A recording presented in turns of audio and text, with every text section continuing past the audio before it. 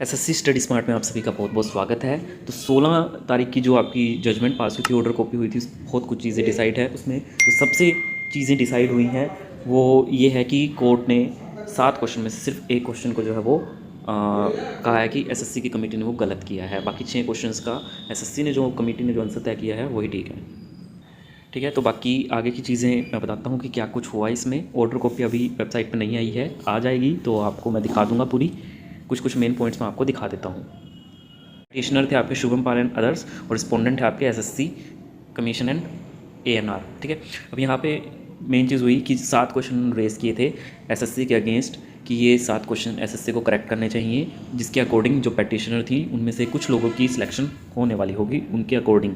ठीक है, 7 क्वेश्चन की एसएससी ने अपने अकॉर्डिंग जो उन्होंने कमेटी बनाई थी, ठीक है, ये बोल के, ठीक है, ये 7 क्वेश्चन की एसएससी ने क्या कर दिया, जस्टिफिकेशन कर दी थी। ठीक है, कि हमारा फाइनल आंसर की क्या होगा।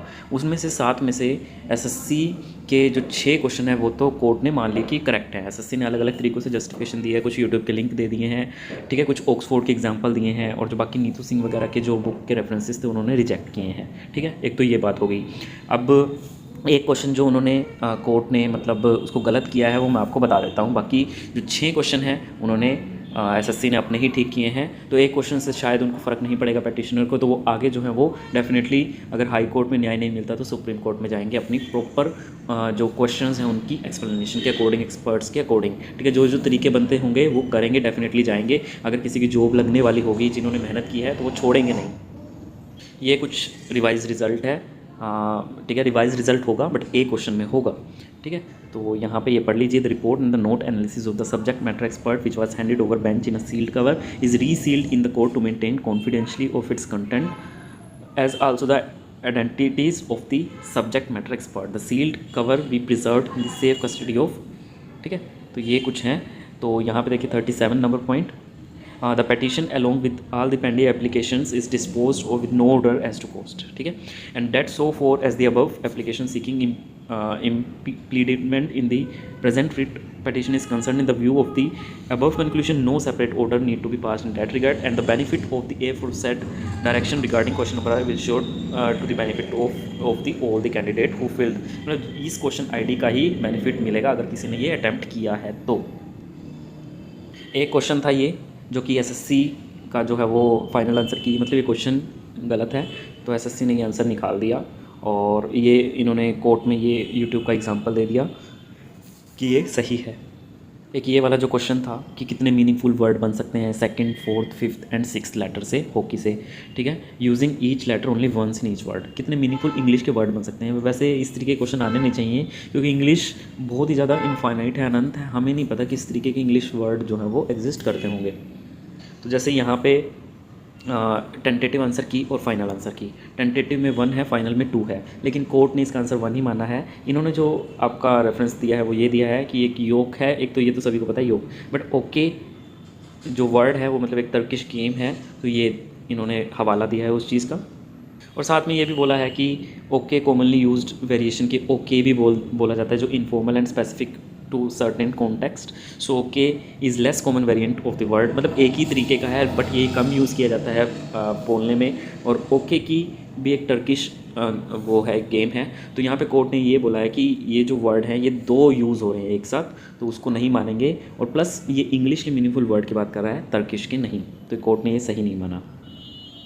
यहाँ पे देखिए, however with respect to the question ID 2643301719997 regarding how many meaningful words can be form from the specified 4 letters of the hockey, the tentative answer key refer to 1 as the answer, however the final answer key refer to 2 is the answer. Subject matter expert has reasoned that yoke is 1 word and the other okay doke and also referred to as Turkish card game called okay. This court is unable to agree with expert on this question.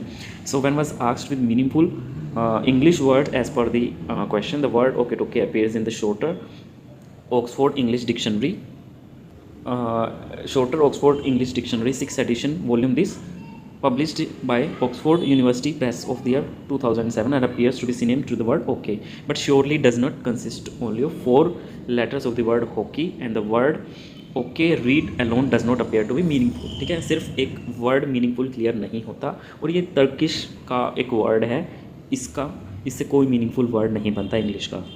अच्छा, ये question जो था general awareness का पूछा गया था, which of the following option represent the total income earn by the individual from all the sources before deduction of the personal income taxes.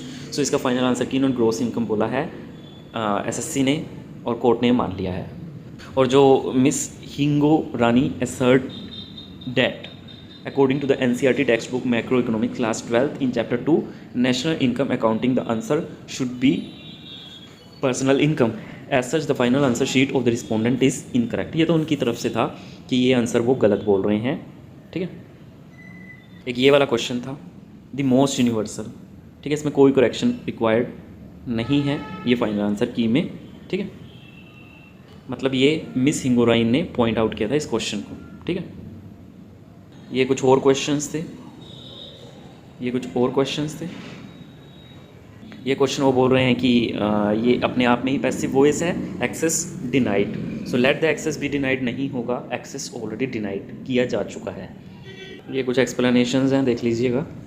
सो कुल मिला के मैंने आपको चीज़ बता दी।